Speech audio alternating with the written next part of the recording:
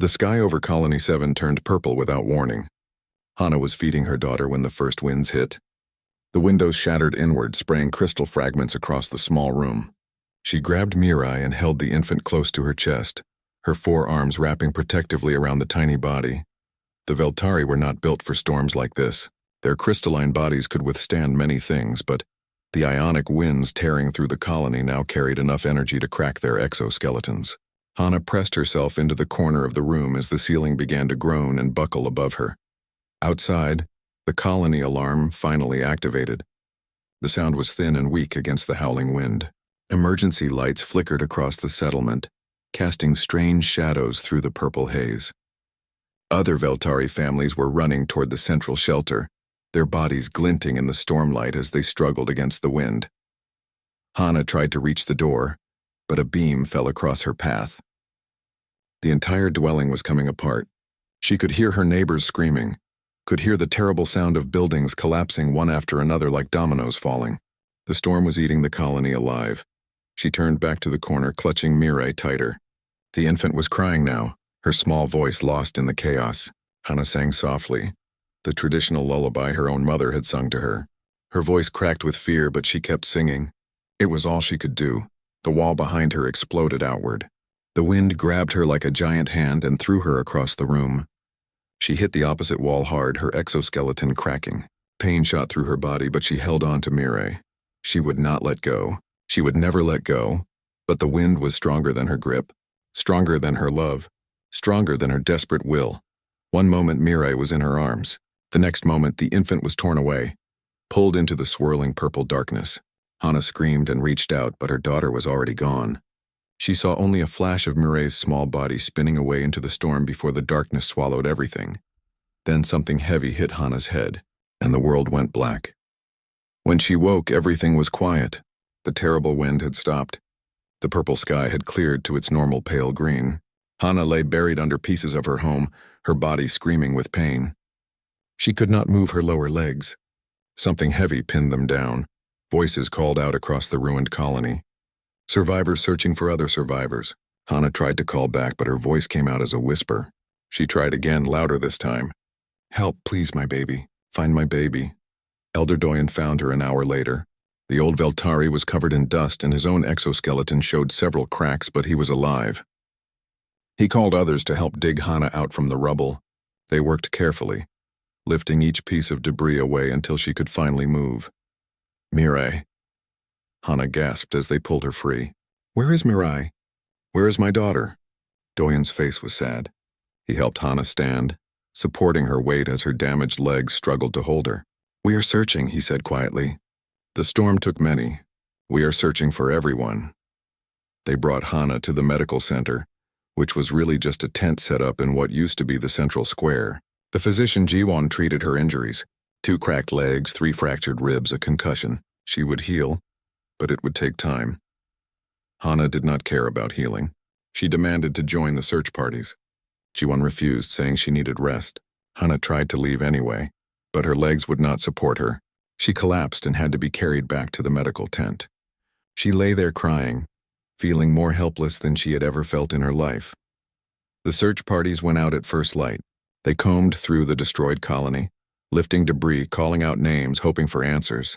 They found bodies. They found injured survivors. They found fragments of lives that would never be whole again, but they did not find Mirai. On the second day, they expanded the search beyond the colony boundaries. The storm had scattered debris for kilometers in every direction. Teams went out in careful grids, searching every crater, every pile of wreckage, every shadow that might hide a small body. Still nothing. On the third day, Elder Doyen came to see Hana. She was sitting up now, her legs wrapped in healing crystals that would help her bones mend. She looked at him with desperate hope in her eyes. Doyen sat beside her. He was quiet for a long moment, choosing his words carefully.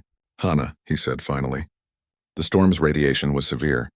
The temperature dropped below freezing. The winds carried force enough to break stone. He paused. An infant exposed to those conditions, separated from shelter, could not survive more than an hour. Perhaps less. Hana shook her head. "No, keep searching. Please keep searching. We have searched everywhere within 20 kilometers, Doyen said gently. We have found no trace of her. I am sorry, Hana, I am so very sorry. She could be alive, Hana insisted. She could be sheltered somewhere. Under something. Protected somehow. Doyen took her hand in his. His old eyes were wet with tears. We will keep searching, he promised. But you must prepare yourself. The chances are— No, Hana said firmly. I will not prepare myself. I will not give up. Not until you bring me proof, but 3 days became 4. 4 became 5. The search parties found nothing. The colony began holding memorial services for those confirmed dead and those presumed dead. Hana refused to attend. She refused to speak Mirei's name in the past tense. She refused to accept what everyone else had already accepted. On the 6th day, G1 cleared Hana to leave medical care. Her legs had healed enough to walk. She returned to where her dwelling had stood, but there was nothing left except broken pieces scattered across scorched ground. Hana stood there for hours, staring at the emptiness. Other colonists passed by offering condolences she did not want. They spoke of closure and healing and moving forward, words that meant nothing to her.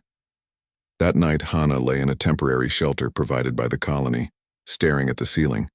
She could still feel the weight of Mirei in her arms, could still hear her daughter's cry as the storm took her, could still see that terrible moment of separation, replaying endlessly in her mind.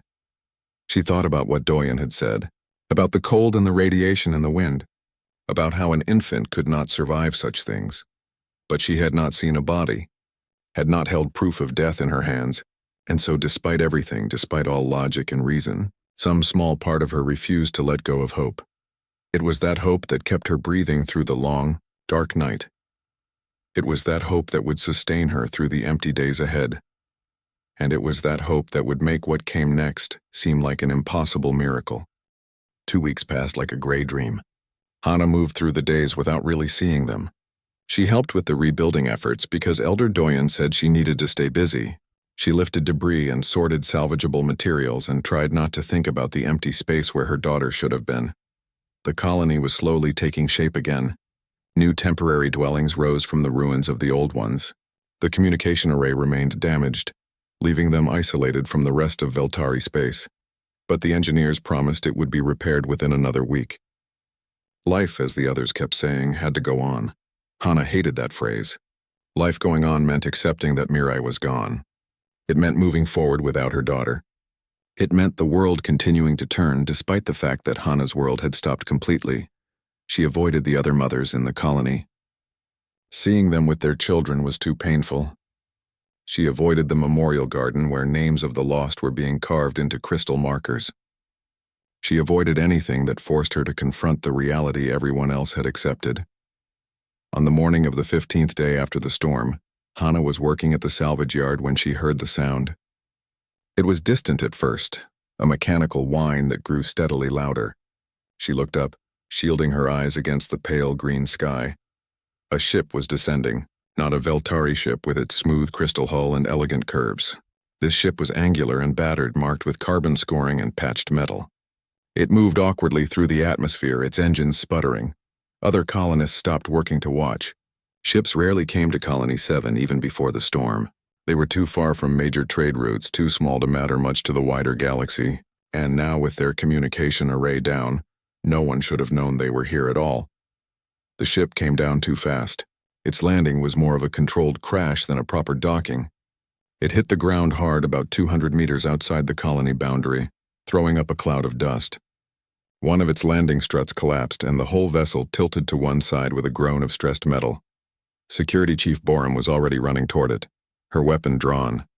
Several other guards followed. The colonists watched nervously. Strange ships could mean raiders or smugglers. After the storm, they were vulnerable. An easy target. The ship's hatch opened with a hiss of escaping air. Smoke poured out. A figure appeared in the opening, coughing and waving the smoke away. It climbed down carefully, favoring one leg. It was a human. Hana had never seen a human in person before. She had seen images in the galactic databases, but they did not prepare her for the reality. The human was tall, covered in strange, flexible clothing rather than a natural exoskeleton. Its skin was dark and smooth. Its hair was black and cut short. It moved with a fluid grace that seemed wrong somehow, like it had too many joints in unexpected places. Borum called out in standard galactic trade language, her weapon still raised. Identify yourself. State your purpose here. The human raised both hands in what must have been a peaceful gesture. It spoke, and its translator device rendered the words into Veltari language. Name is Taman. Ship had engine failure. Saw your colony and aimed for it. Lucky I made it down at all. The translator gave his voice a flat, mechanical quality, but Hana could hear something warm underneath it, something that sounded almost apologetic.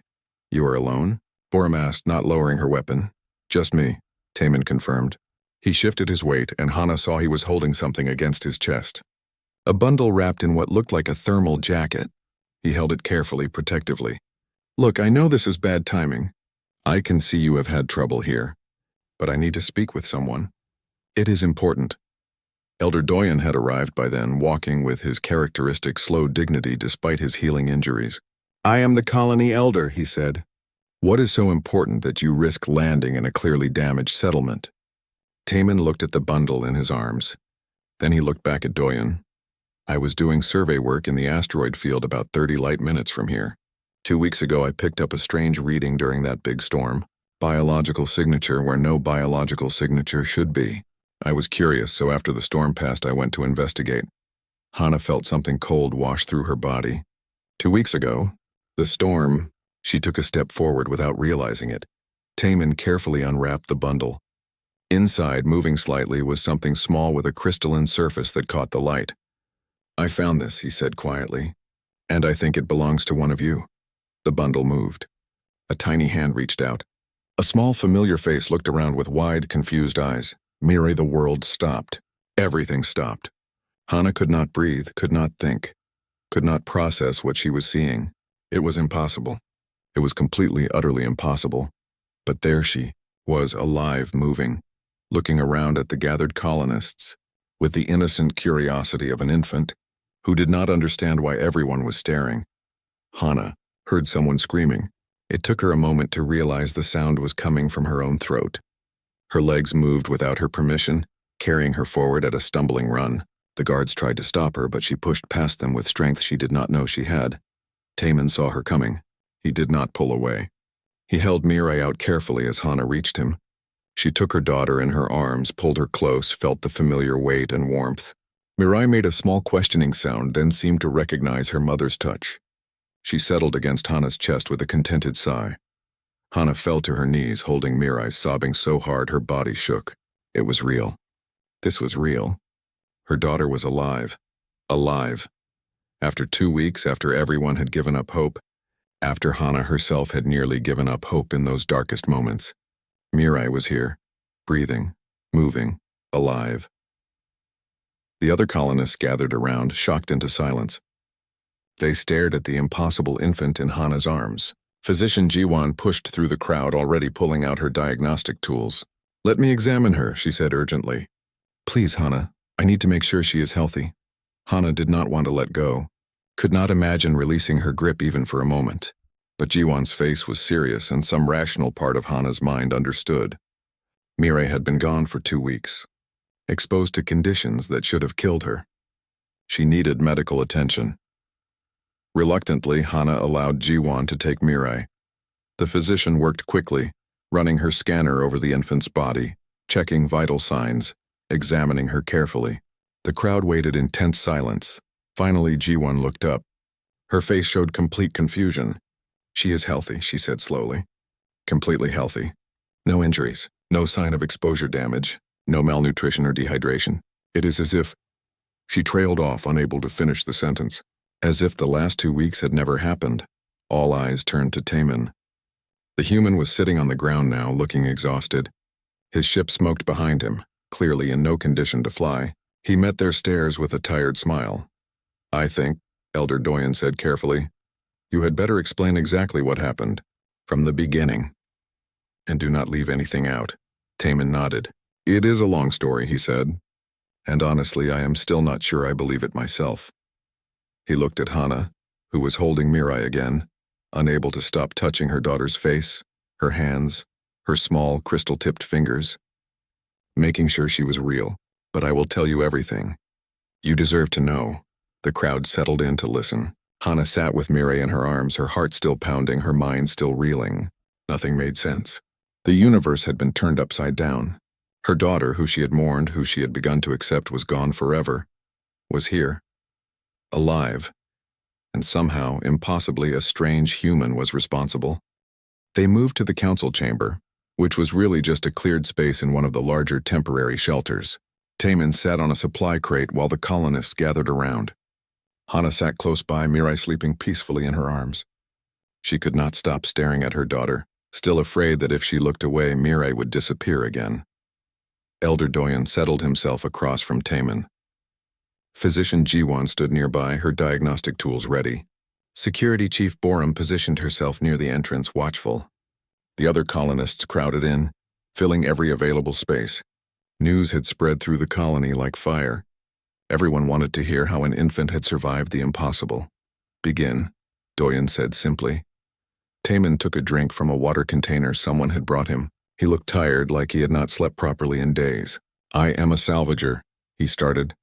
I work alone, surveying asteroid fields for valuable minerals and abandoned equipment. Not the most exciting job in the galaxy, but it pays well enough and I like the quiet. He gestured toward the sky. I was working the Keller field about 30 light minutes from here. I had been there for 3 weeks mapping, taking samples. Then the storm hit. I saw it on my long-range scanners. Massive ionic disturbance, bigger than anything in my databases. I plotted its path and saw it would pass over this colony. He looked apologetic. I tried to send a warning, but the storm was interfering with all communications. I do not know if you received it. We received no warning, Doyen said quietly.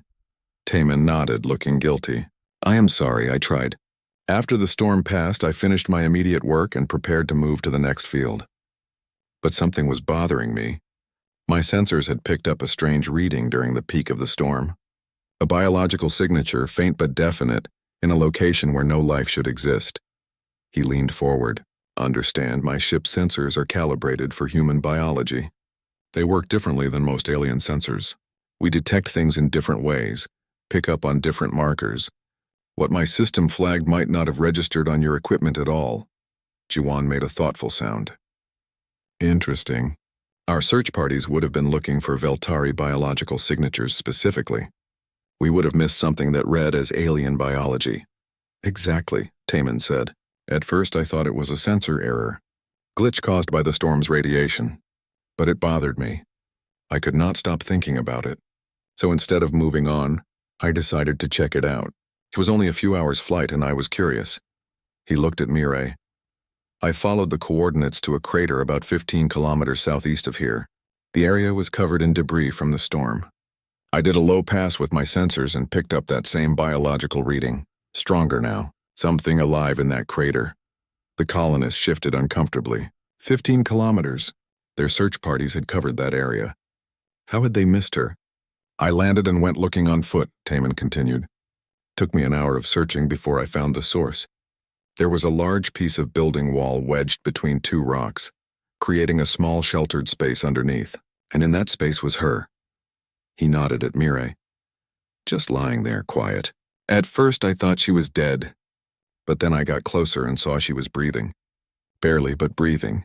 Hana clutched Mirai tighter, 15 kilometers away, lying under debris. For 2 weeks, Taemin's voice grew softer. I am not a doctor. I do not know much about Veltari biology. But I know when someone is dying. Her body temperature was way too low. Her breathing was shallow. Her skin had this dull look like the light inside her was going out. He paused. I did not think. I just grabbed her and ran back to my ship. You took her? Borum said sharply. Why did you not contact us immediately? With what? Taemin asked. Your communication array was destroyed. I had no way to reach you, and honestly, I was not thinking about protocols or proper procedures. I was thinking that if I did not do something right, then she would die. Doyen raised a hand, quieting Borum. Continue. What did you do? Taemin hesitated. This was clearly the part of the story he was uncomfortable telling. I got her back to my ship. Laid her in the medical bay, which is just a closet with some basic equipment. I wrapped her in thermal blankets, but her temperature was not rising fast enough. She needed help beyond what my blankets could provide. He looked around at the gathered colonists. Like I said, I am not a doctor, but I have emergency medical supplies designed for humans. Stimulants, metabolic stabilizers, temperature regulators. Medications designed to help a human body survive extreme conditions. He took a breath. I did not know if they would work on a Veltari infant, but I knew if I did nothing she would definitely die. The chamber went very quiet. Hana felt cold despite Mirai's warmth in her arms. She began to understand what Taemin was saying. Jiwon stepped forward. You used human medications on her? On an infant of a completely different species? Yes, Taemin said simply. I know how it sounds. I know it was risky, but I ran the bioscans and saw enough similarities. Carbon-based life, similar cardiovascular structure, comparable cellular metabolism. The details were different, but the basics were close enough that I thought the medications might work. Or at least not kill her immediately. Might not kill her immediately, Borum repeated, her voice hard. You gambled with her life. She was already dying, Taemin shot back. The gamble was whether to try something with a small chance of success or do nothing and watch her die with complete certainty. I chose to try. Doyen held up his hand again. Peace. We are not here to argue about what was or was not appropriate. We are here to understand what happened. He looked at Taemin. The medications worked? Eventually, Taemin said. It took hours. I had to adjust the dosages constantly, watching her vital signs, trying to figure out what was too much and what was too little. Her body responded differently than a human body would, faster in some ways, slower in others. I was basically making it up as I went along. He ran a hand over his face. For a while I thought I had killed her. Her heart rate dropped so low I could barely detect it. Her breathing stopped for almost a minute. I thought that was it. I had failed. But then she gasped and started breathing again. Her heart rate slowly climbed back up. Her temperature began to rise. How long did this take? Jiwon asked, her physician's curiosity overcoming her shock. 18 hours, Taemin said. 18 hours of constantly monitoring her, adjusting medications, praying to whatever gods might be listening that I was doing the right thing. By the end, I could barely see straight. But her vital signs stabilized. She opened her eyes. She cried. And I knew she was going to live. He looked at Hana. I kept her on my ship for another week, making sure she stayed stable, fed her with nutrient solutions I had designed for emergency rations. They were not ideal, but they kept her alive. Every day she got stronger. By the end of the week, she was acting like a normal infant, playing, sleeping normally, responding to stimuli. I figured it was safe to bring her back to you. The chamber was silent. Everyone was processing what they had heard. A human working alone with inadequate knowledge and improvised methods had saved a dying Veltari infant, had gambled everything on guesswork and instinct, had succeeded through sheer stubborn determination. Hana looked at the human, really looked at him. He was dirty and exhausted.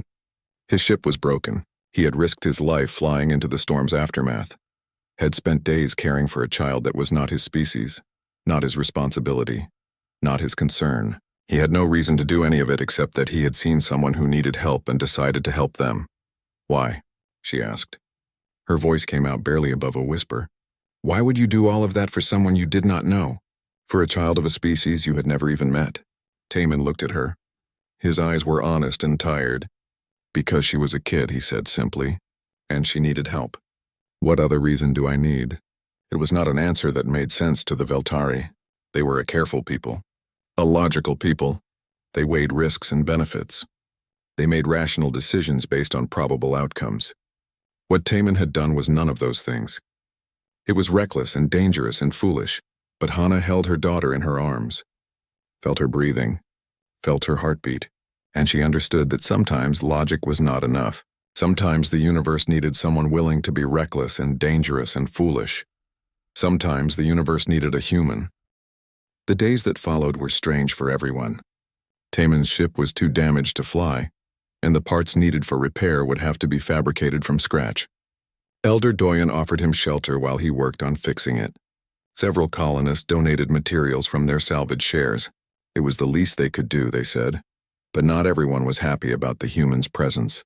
Hana heard the whispers at the water distribution center and in the food lines. Some colonists were grateful, yes, but others were suspicious. Humans had a reputation in the wider galaxy. Unpredictable, aggressive, prone to violence.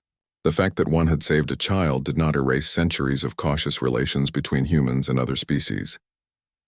Taman seemed aware of the mixed feelings. He kept to himself mostly, working on his ship from early morning until late at night. When he did interact with the colonists, he was polite and quiet. He did not push himself into their spaces or demand recognition for what he had done. But Hana could not stay away from him. She found herself drawn to the landing site where his ship rested, watching him work. She brought him food and water, knowing he sometimes forgot to stop for meals. She tried to express her gratitude, but the words always felt inadequate. How do you thank someone for giving you back your entire world? On the third day, she approached him while he was replacing a burned-out power coupling. Mirai was strapped to her chest in a traditional carrying wrap, sleeping peacefully. I want to understand, Hana said. Taman looked up from his work, wiping oil from his hands. Understand what? Why you did it, she said. Everyone keeps saying humans are reckless, that you do not think about consequences, but you spent 18 hours saving my daughter's life. That is not reckless. That is something else. Taman was quiet for a moment. He set down his tools and sat on the edge of his ship's boarding ramp. You want to know what humans are really like? Yes. He looked out at the colony being rebuilt in the distance. We are not reckless. Not exactly. We just calculate risk differently than most species. When you see someone in trouble, you probably think about whether you can help, what it will cost, what the chances of success are. You weigh everything carefully before deciding. Hana nodded. That was exactly how Veltari thought. Humans do not do that, Taman continued. We see someone in trouble and we think, I have to help. The risk calculation comes after, if it comes at all. It is not that we do not know the danger. We just decide the danger does not matter as much as trying. But why? Hana pressed. Where does that come from? Taman smiled slightly. Earth is a death world. Did you know that? Compared to most inhabited planets, Earth is terrible. Extreme weather, dangerous predators, diseases, natural disasters. My ancestors survived by being stubborn and refusing to quit, even when quitting was the logical choice. That got coded into us somehow. We are a species that does not give up. He looked at Mirai, sleeping peacefully against Hana's chest. When I found her, my brain did not think, this is a Veltari infant with a 99% chance of dying no matter what I do. My brain thought, this is a kid and she is dying and I have to fix it. Everything else was just details to figure out along the way. Hana was quiet, absorbing this. It was such a foreign way of thinking, so alien compared to everything she had been taught about making careful, considered decisions. And yet if Taman had stopped to think logically about the situation, Mirai would be dead. Thank you, she said softly.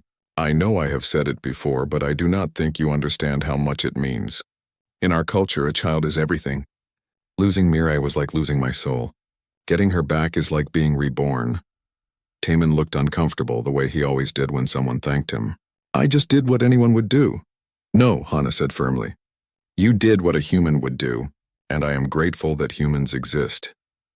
Over the next week, something shifted in the colony.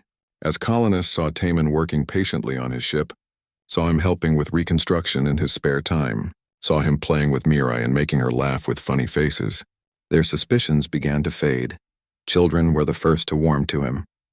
They would gather around while he worked, asking questions about his ship and Earth and what space travel was like.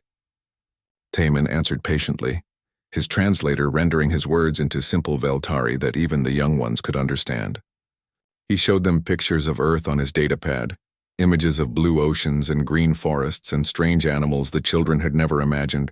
The adults were slower to trust, but they came around. Taman proved useful in unexpected ways. His human perspective led to creative solutions for rebuilding problems. He suggested stabilizing techniques that had never occurred to the Veltari engineers. He helped repair equipment using methods that seemed strange but worked perfectly. Elder Doyen spent more time with Taman than anyone except Hana. The old Veltari would sit near the ship in the evenings, talking with the human about philosophy and culture. Hana sometimes listened to these conversations, fascinated by the differences between their worldviews. Your species confuses me, Doyen admitted one evening. You have the technology to calculate odds with great precision, yet you ignore those calculations when making important decisions. Why develop the tools if you do not use them? Taman thought about this while adjusting a circuit board. We use them, he said. We just do not let them make our choices for us. Math can tell you the probability of success, but it cannot tell you whether something is worth trying. That is a different kind of calculation. Based on what? Doyon asked. Based on whether we can live with ourselves if we do not try, Taman said simply. But not everyone was convinced. Security Chief Borum remained wary. She watched Taman constantly, looking for reasons to justify her suspicion. On the 8th day, she approached Hana at the food distribution center. May I speak with you privately? Borum asked. They walked to the edge of the settlement away from listening ears. Borum was direct as always. You trust this human? Yes, Hana said. He saved my daughter's life. He also used unauthorized medical procedures on her, Borum said. Procedures that could have killed her. He took her from the crash site without informing us. Kept her on his ship for a week. These are not the actions of someone following proper protocols. Hana felt a flash of anger. Proper protocols would have left my daughter dead in a crater. I am grateful he ignored protocols. Borum held up a hand. I am not criticizing his result. I am questioning his methods. And I am wondering what else he might be hiding. What do you mean? I have been investigating the crash site where he found Mirai, Borum said. I found something interesting. Evidence of a small thermal device being activated. Human technology based on the energy signature. Hana frowned. I do not understand. What does that mean? It means Taman's story might be incomplete, Borum said carefully. He told us he found Mirai sheltered under debris. But the thermal signatures suggest he did more than that. I think he used his equipment to warm the area, possibly to keep her alive until he could transport her. That would explain how she survived 2 weeks in that crater. Then he did even more than he told us, Hana said. That makes me trust him more, not less. Or it means he is hiding something, Borum countered. Why not tell us everything? What else has he not mentioned? Hana looked toward the landing site where Taman was working. She could see his silhouette moving around the ship, illuminated by his work lights. Maybe he did not tell us because he knew we would react exactly like this, questioning his motives instead of accepting what he did. I am security chief, Borum said. It is my job to question, to protect this colony. My daughter is alive because of him, Hana said firmly. Whatever his reasons, whatever methods he used, that is the only fact that matters to me. Borum was quiet for a long moment. Finally, she sighed. You are probably right. I'm being too suspicious. The storm has made us all paranoid. She started to walk away, then turned back. But Hana, be careful. Humans are complicated. More complicated than they seem. Hana watched Borum leave, troubled by the conversation. Was there more to Taman's story? Had he done things he was not telling them about? That night she could not sleep.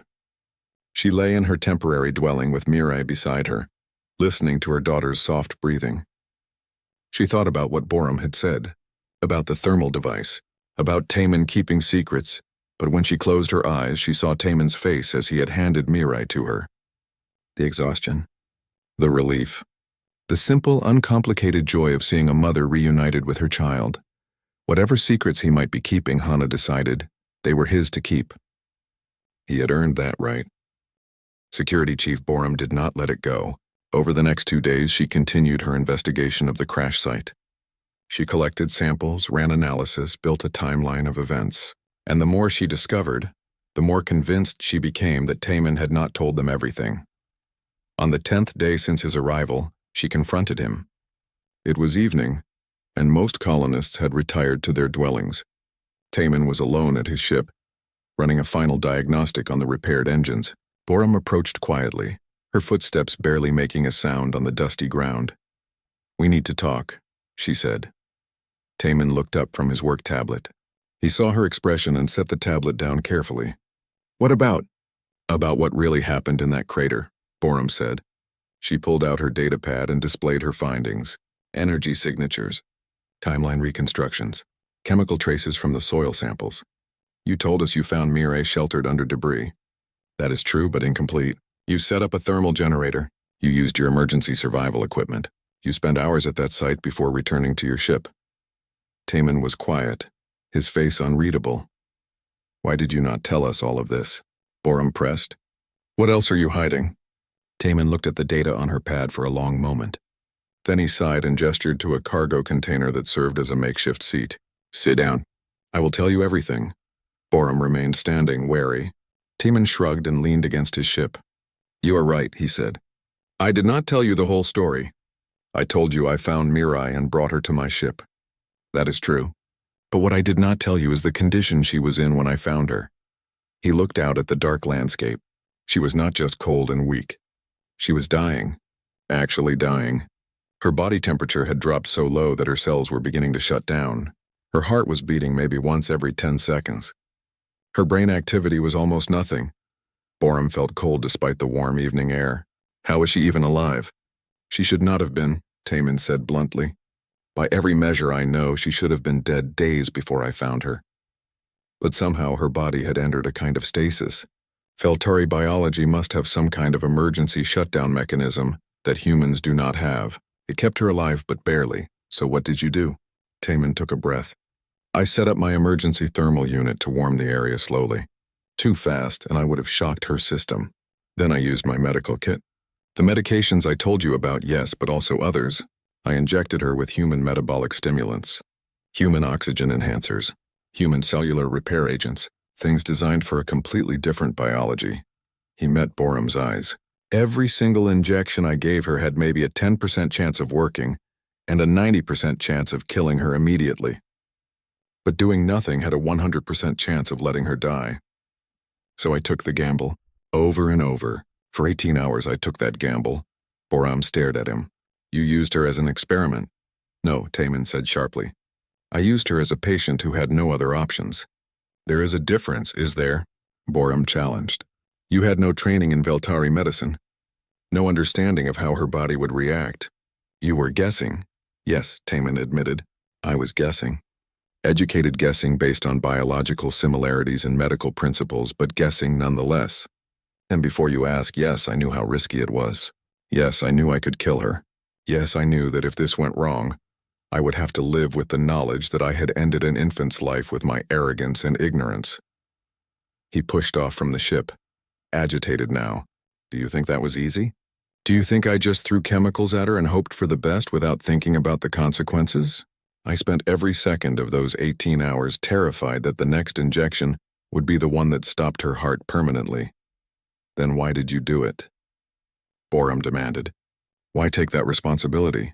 Why not just make her comfortable and let nature take its course? Taman stared at her like she had said something incomprehensible. Because she was a baby, he said slowly, as if explaining something very simple. And while there was even the smallest chance I could save her, I had to try. That is what you do. You try. That is what humans do, Borum corrected. The rest of us are more rational. Are you? Taman asked. His voice was quiet but intense. Let me ask you something. If your child was dying, and someone offered you a treatment with a 10% success rate, would you take it? Or would you be rational and let them die? Borum opened her mouth to respond, then closed it. She did not have an answer. That is what I thought, Taman said. He sat down on the cargo container, suddenly looking exhausted. Look, I did not tell you all of this because I knew how it would sound. I knew you would see me as reckless or dangerous or irresponsible. Maybe I am all of those things. But Mirai is alive, and that is all that matters to me. Borum was quiet, processing everything. She looked at the human, really looked at him, saw the lines of exhaustion on his face, the tension in his shoulders, the way his hands shook slightly when he thought no one was watching. This was not someone who had acted carelessly. This was someone who had borne an impossible burden and carried it until it nearly broke him. The medications you gave her, Borum said slowly. Are they still in her system? Taman nodded. Trace amounts. They will fade over time, but yes, she will carry markers of human medicine in her cells for the rest of her life. I cannot undo that. Does Hana know? Physician Jiwan knows. She found the traces in her examination. I told her everything. She has not told Hana yet because she is still trying to understand the implications. Borum considered this. Then she made a decision. You saved that child's life. You took risks that no Veltari would have taken, and you succeeded. That matters more than any protocol or procedure. She deactivated her datapad. My investigation ends here. The evidence I collected will be destroyed. As far as anyone knows, you found Mirai sheltered and brought her home. Nothing more. Taman looked surprised. Why would you do that? Because you are right, Borum admitted. If it was my child, I would take any chance, no matter how small. You did what any parent would want someone to do. You refused to give up. She started to leave, then turned back. But Taman, you need to tell Hana the truth. All of it. She deserves to know what you did, what risks you took, what her daughter carries now. I know, Taman said quietly. I have been trying to find the words. Find them soon, Borum advised. Secrets have a way of causing damage when they finally come out. After Borum left, Taman sat alone in the darkness, staring at his ship. He had told Hana a version of the truth, but not all of it. Not the terrifying parts. Not the moments when he had been certain he was killing Mirai. Not the desperate prayer he had whispered when her heart had stopped, and he had injected her with a stimulant that could restart it or destroy it. He had carried that weight, alone for weeks now. The knowledge of what he had done, the risk he had taken with a life that was not his to risk.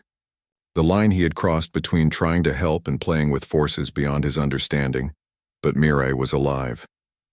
That was what he held on to in the dark hours when doubt crept in. Whatever else was true, whatever mistakes he might have made, that little girl was breathing because he had refused to accept the alternative. Hana found him there an hour later. She was carrying Mirai, who was wide awake and looking around with curious eyes. You are working late again, she said. Could not sleep, Taman said. Hana sat beside him. Mirai reached out her small hands toward Taman, making the happy sounds that infants make. Taman smiled and let her grab his finger. Her grip was surprisingly strong. Borum came to see me, Hana said quietly. She told me I should ask you about what really happened. About what you did to save Mirai. Taman's smile faded. What did she tell you? Nothing, Hana said. She said it was your story to tell, not hers. So I am asking, what did you really do? Taman looked at Mirai, still holding his finger, still smiling up at him with complete trust. Then he looked at Hana and saw the same trust in her eyes. Trust he was not sure he deserved. It is a longer story than I told before, he said, and parts of it are hard to hear. Tell me anyway, Hana said. Tell me everything, so he did.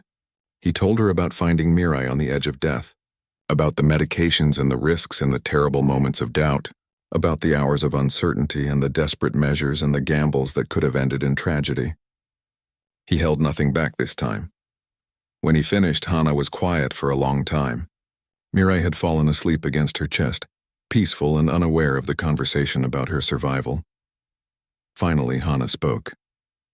You could have killed her. Yes, Taman said. But you did not. No. You saved her. Yes. Hana looked at him, her crystalline eyes reflecting the starlight. Then I have nothing to forgive and everything to thank you for. You gave my daughter a chance when she had none. That is enough. Taman felt something tight in his chest loosen. Thank you, he whispered. No, Hana said firmly. Thank you. For trying. For not giving up. For being human. Word spread through the colony despite Borum's efforts to keep things quiet. Not the full details, but enough. The colonists learned that Taman had done more than simply find Mirai. He had saved her through methods that no Veltari would have attempted. Methods that carried enormous risk. Methods that succeeded only through a combination of skill, instinct, and stubborn determination. The reaction was divided. Elder Doyen called for a formal council meeting to discuss the matter. It was held on the 12th day since Taman's arrival, in the rebuilt council chamber. Nearly every adult colonist attended, cramming into the space until there was barely room to breathe. Taman sat at the front, uncomfortable with the attention. Hana sat beside him, holding Mirai. Physician Ji-won stood ready to present her medical findings. Borum had positioned herself near the back, watchful as always. Elder Doyen opened the meeting. We are here to discuss the actions taken by our guest, Taman, in the rescue and treatment of Hana's daughter Mirai. We have heard various accounts of what happened. Now we will hear the truth, complete and unfiltered. He nodded to Ji-won. Physician, please present your findings. Ji-won stepped forward with her data pad. I have examined Mirai extensively over the past 12 days. She is healthy and developing normally. However, my scans show trace amounts of foreign compounds in her system, specifically human metabolic stimulants, oxygen enhancers, and cellular repair agents. Murmurs ran through the crowd. Ji-won continued, her voice clinical and precise. These compounds are not natural to Veltari biology. They were introduced artificially through injection. Based on the concentration and distribution, I estimate she received approximately 15 separate injections over an extended period. The murmurs grew louder. Jiwan raised her voice slightly. The compounds are not harmful. In fact, they appear to have bonded with her cellular structure in ways I do not fully understand. They may have permanent effects on her development, though I cannot predict what those effects might be. Permanent effects? Someone called out from the crowd. You experimented on her. No, Jiwan said firmly. I did not experiment on her. Taemin did what was necessary to keep her alive. And I will remind everyone that without his intervention, Mirai would not be here at all. But the crowd was agitated now. Voices overlapped, some angry, some defensive, all confused. Elder Doyen called for order, but it took several minutes before the chamber quieted enough for him to speak. Let us hear from Taemin himself, Doyen said. Tell us in your own words what you did and why. Taemin stood slowly. He looked at the gathered colonists, seeing fear and anger and curiosity in their faces. He had known this moment would come, had dreaded it. But now that it was here, he felt oddly calm. I found Mirai dying, he said simply. Her body temperature was critically low. Her heart rate was nearly stopped. Her brain activity was minimal. By every measure I know, she should have been dead already. He paused, letting that sink in. I had a choice. I could make her comfortable and let her die peacefully. Or I could try to save her using methods designed for human biology. Methods that might work or might kill her faster. I chose to try. You had no right, someone shouted. She was not yours to experiment on. You are right, Taemin said calmly. She was not mine. She was Hana's. And Hana was not there to ask permission from, so I asked myself what any parent would want. The answer was obvious. They would want me to try everything possible, no matter how risky. But you are not a parent, another colonist called out. You do not understand what it means to risk a child's life. No, Taemin agreed. I am not a parent, but I am human. And humans do not calculate acceptable losses when a life is at stake. We try, even when the odds are terrible, even when we might fail. We try because the alternative is giving up, and giving up is not in our nature. Elder Doyen leaned forward. That is what troubles many of us. This human instinct to act without thinking through consequences. What if you had killed her? What if your medications had caused her to suffer? Then I would have to live with that, Taemin said. Believe me, I thought about that possibility for every single hour I spent keeping her alive. I thought about what it would mean if I failed. If I made things worse instead of better. But thinking about it did not change my choice. I still had to try. Hana stood, still holding Mirai. The chamber fell silent. Everyone wanted to hear what the mother would say. I lost my daughter in the storm, Hana said, her voice steady but emotional. I searched for her. I hoped for her. But after days of finding nothing, I began to accept that she was gone forever. That is what logic told me. That is what everyone told me. That is what I tried to make myself believe. She looked at Taemin. Then this human arrived. And he brought my daughter back to me. Not dead, not damaged. Alive and healthy and perfect. He did what none of us could do. What none of us even tried to do. He refused to accept that she was lost. She turned to face the council and the crowd. You want to know if Taemin had the right to risk Mirai's life? I say he did. Because he saw a child dying and decided that any chance of saving her was worth taking. That is not recklessness. That is courage. That is hope. That is something we Veltari have forgotten how to do. The chamber was silent. Hana's words hung in the air, challenging everything the colonists believed about careful decision-making and calculated risks. A voice from the crowd broke the silence. It was Kyung, a young colonist who had lost her own child in the storm. I wish someone like Taemin had found my son, she said quietly. I wish someone had tried, even if the odds were terrible. At least then I would know that everything possible had been done. Others nodded. The mood in the chamber was shifting. People were beginning to understand what Taemin had really done. Not experimentation, not recklessness, but a refusal to accept death when even the smallest chance of life remained. Elder Doyen stood. I have lived a long time, he said. I have made many decisions. I have always tried to be logical and rational and careful. But watching Hana hold her daughter, seeing Mirai alive when she should be dead, I realized that logic is not everything. Sometimes the universe needs someone willing to be illogical. He looked at Taemin. You took actions that no Veltari would have taken. You risked everything on very little chance of success. You used methods that could have ended in disaster. And yet you succeeded. You did what our careful nature would never have allowed us to do. He turned to the council. I propose that we officially recognize Taemin's actions as heroic, that we acknowledge him as a savior of one of our own, that we learn from what he did instead of condemning it. I second the proposal, Jiwon said immediately. As do I, Boram added from the back of the room. One by one, council members voiced their agreement. When Doyen called for a vote, the result was unanimous. Taemin was officially declared a friend and hero of Colony 7. The human looked overwhelmed. I do not need recognition, he said. I just did what felt right. That is exactly why you deserve recognition, Doyen replied. You did what felt right instead of what seemed logical. You listened to your heart instead of your head. That is something we Veltari need to learn. After the meeting, the colonists approached Taemin one by one. Some thanked him. Some apologized for doubting him. Some simply wanted to shake his hand in the human custom they had learned from him. Kyung, the mother who had lost her child, hugged him and cried against his shoulder while he stood awkwardly, not sure what to say. Late that night, Hana found Taemin sitting on a hill overlooking the colony. The lights of the temporary dwelling spread out below like scattered stars. She sat beside him, Mirai sleeping in her arms as always. You are a hero now, she said. I do not feel like a hero, Taemin replied. I feel like someone who got lucky.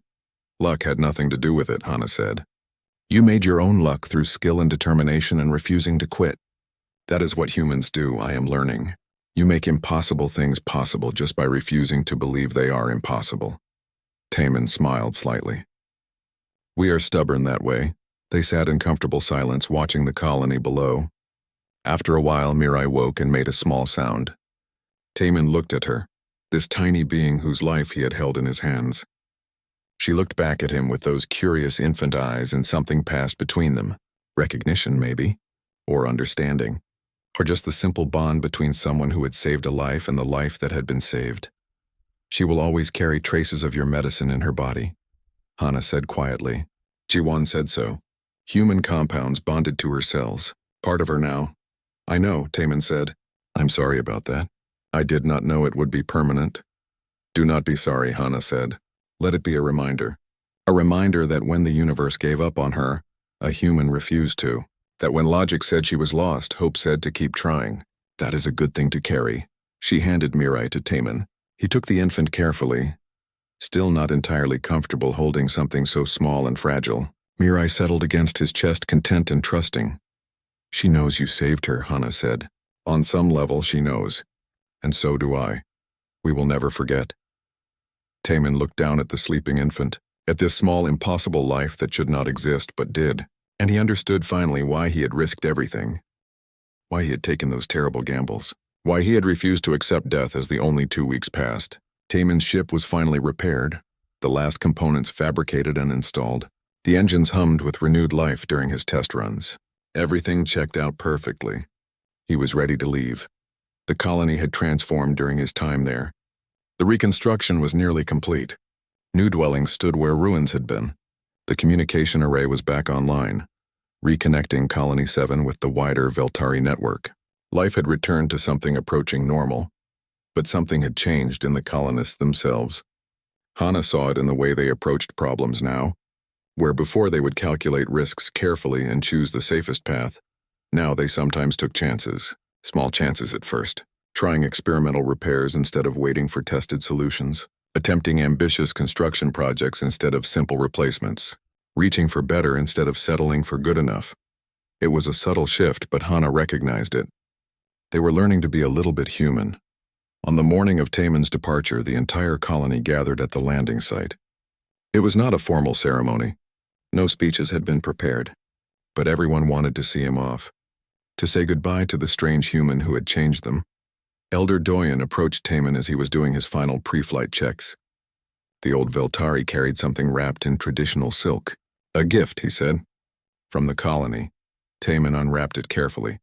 Inside was a crystal, clear and perfectly shaped. But unlike normal Veltari crystals, this one had something embedded in its center. A small piece of the colony's original foundation stone, preserved and displayed. "We want you to carry a piece of us with you," Doyen explained, "so you remember that you will always have a home here, always have family here." Taman held the crystal, turning it so the light caught the embedded stone. "I do not know what to say," he admitted. "This is beautiful. Say you will come back," Doyen replied. "Say that when you travel the stars and find yourself in this sector again, you will stop and visit. We would like to know what becomes of you." "I will come back," Taman promised. "I do not know when, but I will." Others came forward with their own gifts. Small things mostly. Woven bracelets in the traditional style. Preserved foods for his journey. Data chips containing Veltari music and stories. Each gift came with words of thanks and well wishes. Taman accepted them all, storing them carefully in his ship, his eyes getting suspiciously bright. Hana waited until last. She approached carrying Mireille, who was awake and alert. The infant had grown noticeably in the past weeks. Her eyes were brighter, her movements more coordinated. She babbled constantly, exploring the world with fearless curiosity. "I have a gift too," Hana said. She held out her upper right hand. In her palm was a small crystal, different from the colony's gift. This one was personal, intimate. "It is a piece of my own exoskeleton," she explained, "carved with my family pattern. In our culture, giving this to someone means you consider them family. Not by blood, but by bond." Taman took it carefully. The crystal was warm from her body heat, and carved with intricate designs he could not read but found beautiful. "Hana, I cannot take this. This is too much."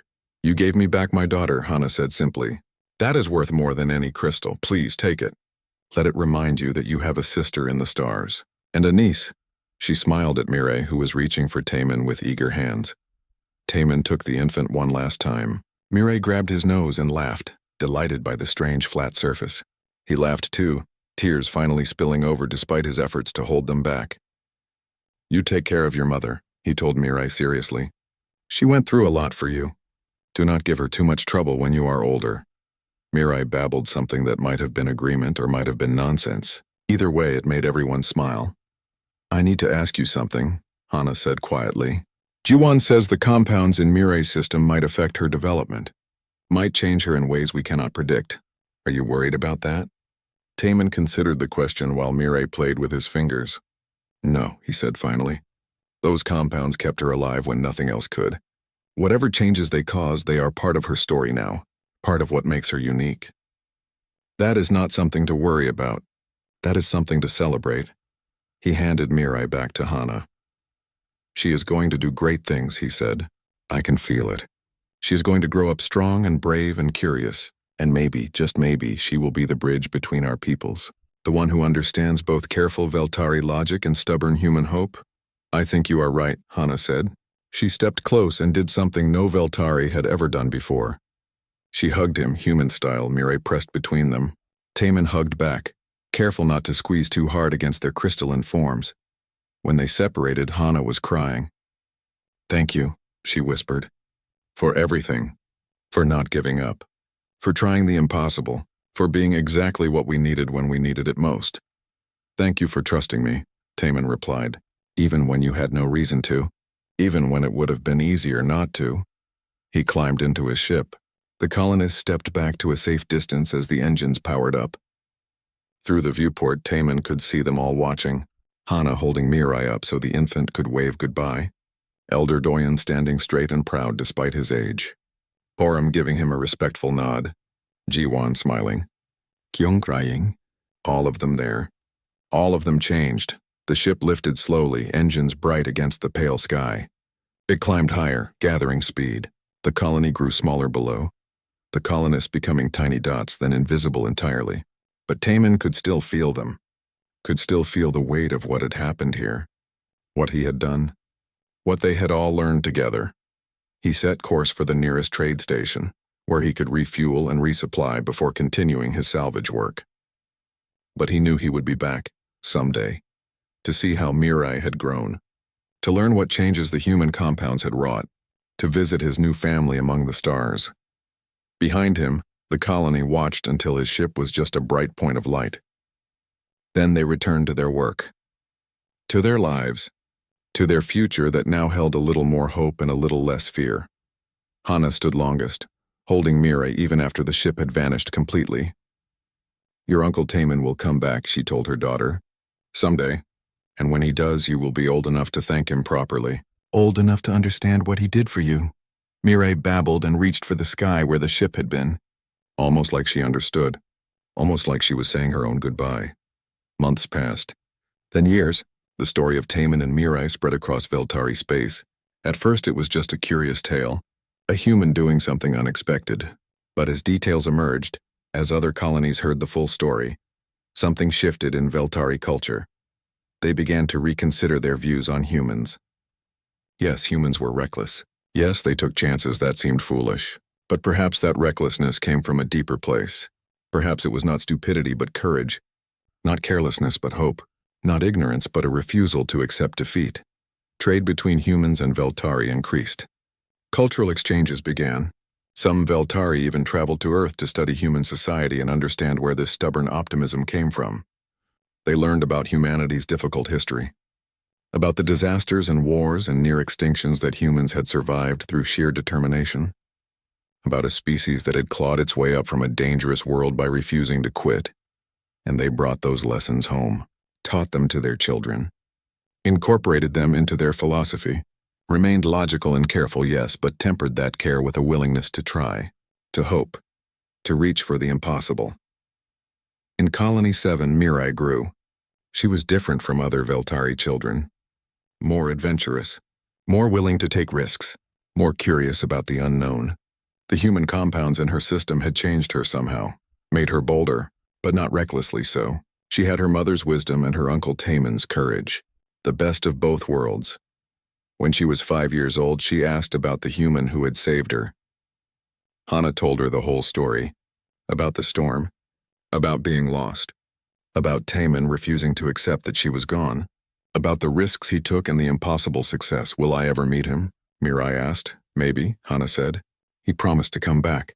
And humans keep their promises, she was right. 10 years after he first landed in Colony 7, Taman's ship appeared in their sky again. Older now, his ship upgraded. His reputation as a salvager well established. But he had not forgotten, had not moved on, had come back, as promised, to visit his family. Mirai was 15. Tall for her age, bright, confident. She ran to meet his ship as it landed, moving with a grace and fearlessness that marked her as unique among her people. When Taman emerged, she hugged him without hesitation, human style. Uncle Taman, she said, you came back. I promised I would, he replied, hugging her back. And I wanted to see what became of the little girl I found in a crater. I am studying xenobiology, Mirai told him excitedly. I want to understand how different species work, how human medicine saved me, how to bridge the gaps between our peoples. She grinned, her crystalline features catching the light. I am going to be like you, someone who connects worlds.